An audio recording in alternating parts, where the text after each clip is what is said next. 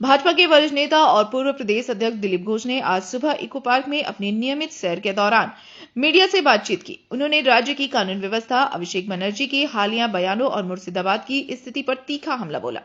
SIR और BLA को लेकर सुप्रीम कोर्ट के हालिया निर्देशों का स्वागत करते हुए दिलीप घोष ने कहा, लोकतांत्रिक अधिकारों की रक्षा के लिए सुप्रीम कोर्ट ने बिल्कुल सही कदम उठाया है। बीएलए सिस्टम का अनिवार्य हिस्सा है। बूथ की सटीक जानकारी देने के लिए वहां विश्वसनीय लोगों का होना जरूरी है। अगर बाहरी या उठको लोग घुसेंगे तो केवल समस्या ही पैदा होगी। तृणमूल कांग्रेस के सांसद अभिषेक बनर्जी द्वारा भाजपा को कोर्ट में हराने के दावों पर कटाक्ष करते हुए घोष ने कहा कि जब से यह सरकार सत्ता में आई है, हर मोड़ पर अदालतों में हार रही है।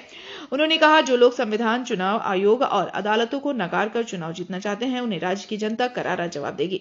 अभिषेक बनर्जी का खेला खत्म वाला बयान सिर्फ माहौल गर्म करने की कोशिश है। चुनाव आयोग अपना काम कर रहा है, भाजपा नहीं।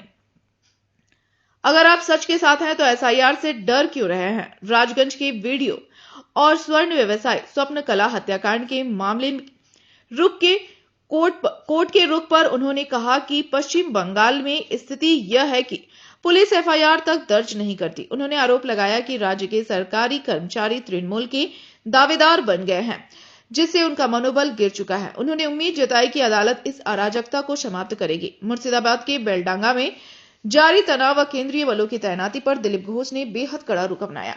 उन्होंने कहा, मुर्शिदाबाद में हिंदुओं की स्थिति आज कश्मीर जैसी हो गई है। वहां सुनियोजित तरीके से सरकारी संपत्तियों को नुकसान पहुंचाया जा रहा है और पुलिस मूक दर्शक बनी हुई है।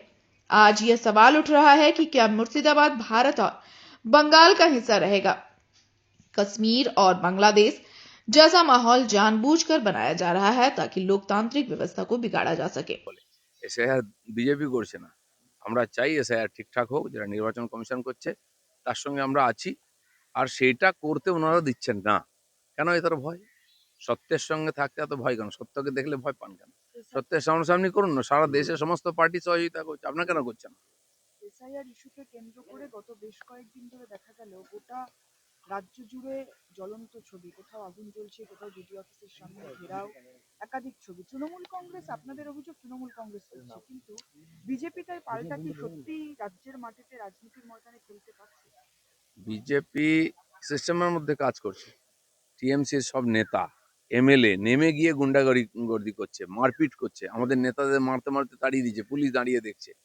তো এখানে না রাজনৈতিক কোনো পরিবেশ আছে, না গণতান্ত্রিক পরিবেশ আছে।